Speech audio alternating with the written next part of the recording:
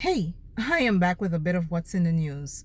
Now, US SEC Commissioner Hester Peirce was recently at an event where she delivered some remarks, and those remarks were scathing in relation to her fellow regulators at the SEC.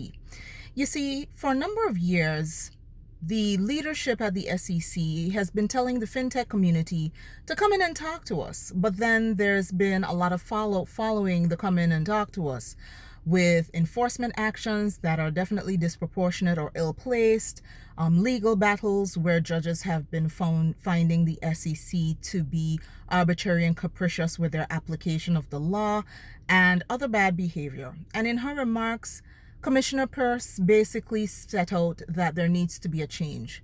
But the speech also evidenced the fact that leadership matters.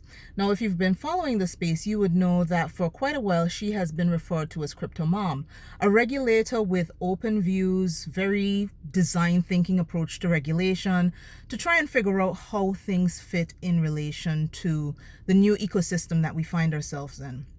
And full disclosure, I've had the chance to interview her. I don't know if that tape will ever surface. I do hope it does one day, but need a contingency for future interviews. But enough about that, and back to regulators behaving badly.